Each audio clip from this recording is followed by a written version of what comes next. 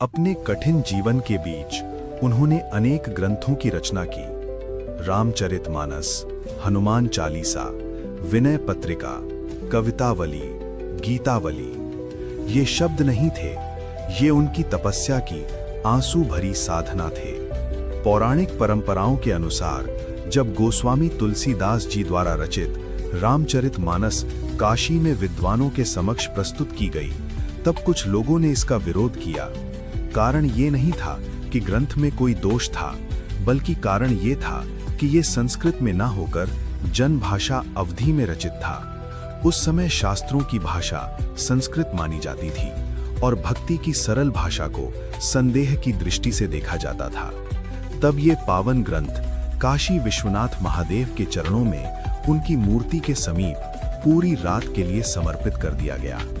मान्यता है कि अगली सुबह जब मंदिर के कपाट खुले तो ग्रंथ पर सत्यम शिवम सुंदरम लिखा हुआ था और उसके नीचे भगवान काशी विश्वनाथ के हस्ताक्षर थे। भगवान शिव काशी विश्वनाथ की दिव्य स्वीकृति के संकेत मिले। इसके बाद सभी विद्वानों को ये स्वीकार करना पड़ा कि ये केवल एक काव्य नहीं, बल्कि राम कृपा से उत्पन्न भक्ति वेद है।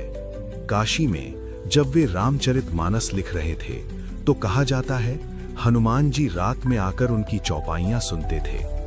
काशी में रहते समय तुलसीदास जी एक दिन हनुमान जी की सेवा में लीन थे। कहा जाता है हनुमान जी एक ब्राह्मण के रूप में प्रतिदिन आते और कथा सुनते।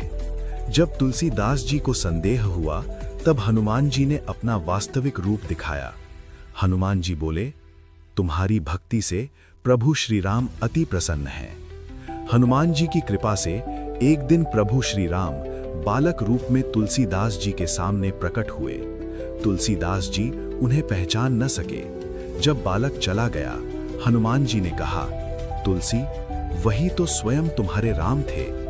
ये सुनकर तुलसीदास जी फूट फूट कर रो पड़े। उन्होंने कहा, हे प्रभु, अब तो दर्शन दे दो।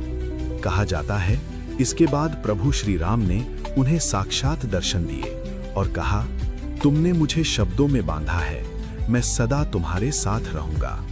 ये कथा गोस्वामी तुलसीदास जी के जन्म और जीवन से जुड़ी लोक प्रचलित सच्ची घटनाओं पर आधारित है।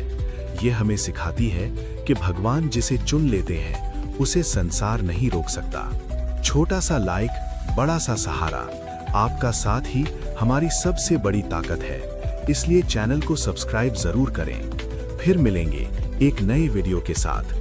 जय श्री राम।